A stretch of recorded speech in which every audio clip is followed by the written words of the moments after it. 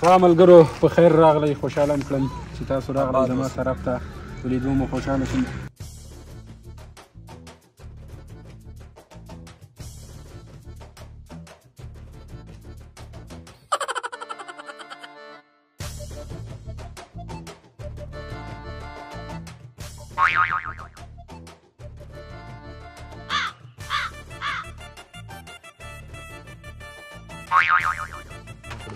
ودره مړه ځان ته موبایل لاغلی خو سړی پرېږدي.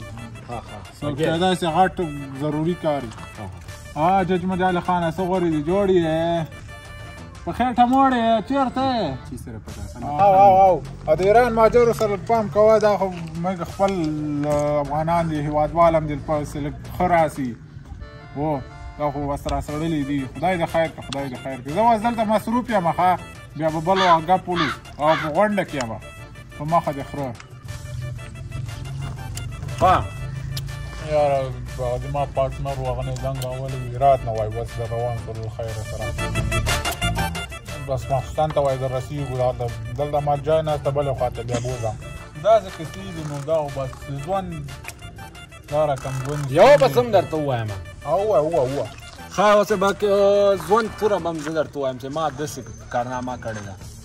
ښه وایه. د روسیانو وخت کې څه و؟ بلکل دې وخت کې یو ورځ جنګ ډېر ګرم سو. تو نو ګرم سو. بیا زه خو هغه کې ډېر تکړه وم. ډېره دا توپانچې به مې داسې ایسته سړلې او راسړلې او غورځولې به مې تایرې به بخښنه سره توپانچې نه ګولۍ به دې په لاسو کې نیولې. بلکل تایره راغله، بیا دا تایره لاندې پرته وه، کمر نه رښتیا کمر لاندې پروت و، تایره پې تېره سوه. نو زه دا کمر لاندې پټ وم، څه کم 10 تایرې وې دا په کمر تاویزله راتاویزله، ویې نه لیدم. ماچو ویې نه لیدم.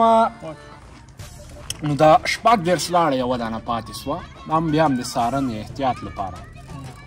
نو ما سره یو دا څادر و، دېجې کې مې تیږه درته ورته وتړله، داسې مې درته کې تاو کړه او داسې مې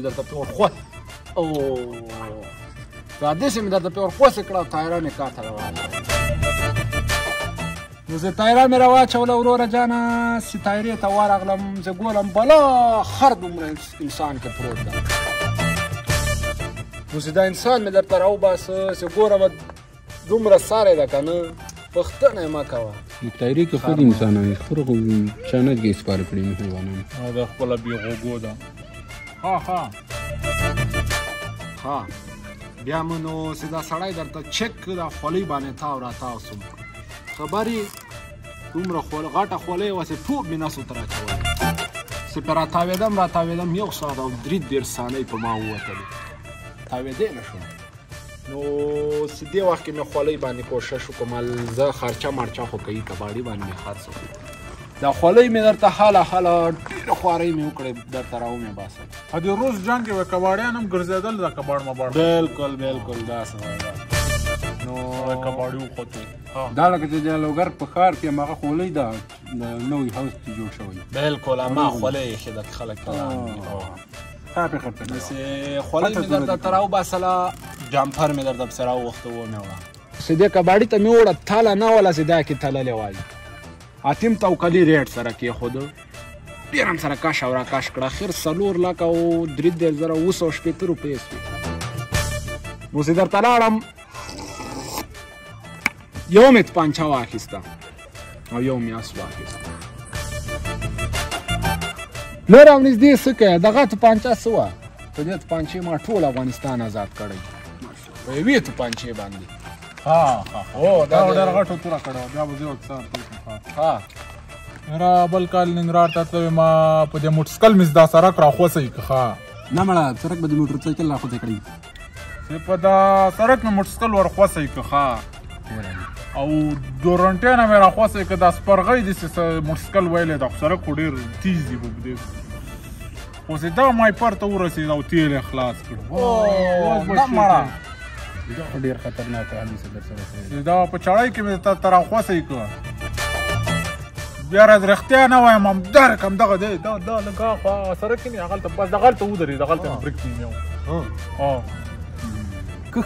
و داسې راغلم دلته مې وچ ودراوه دروغ ښه شی نه یې غوزی نه وایم نه ما د ښکارې دا کټاساری و بریک مې ونیو ساری ډېر کم باد او له ډېر وارخطایي نه غریب بیا سره مو وخرایي یو بله به زه ننګرهار کې مې یو کور جوړاو 4 متره سنګکاري مې وکړه ده 4 متره 2 متره ډکول مې کې کړی 100 متره 2 متره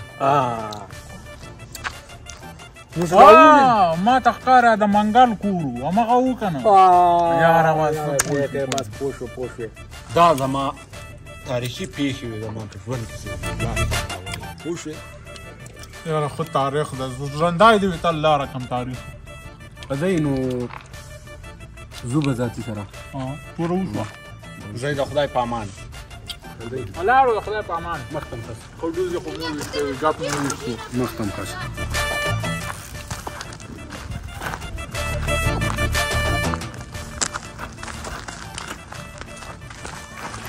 مړ داسې خلک دي چې نم وي او سات دینه تېرېږي او چې در سره کښېني بیا دروغ ګپ شپ داسې بس له ځانه به لګیا غیبت یو شی بل شی به وایي خپلې کارنامې دوسې دروغو کې رانیولي دي هلکه هېڅ شي مو علاقه کړي دي دې نه خو ښه د ځان سړی کښېني لږ ذکر وکړي داسې رقم ګپونه دي ټول دروغ وایي کې رشخند کې وایي هلکه دا چای وڅه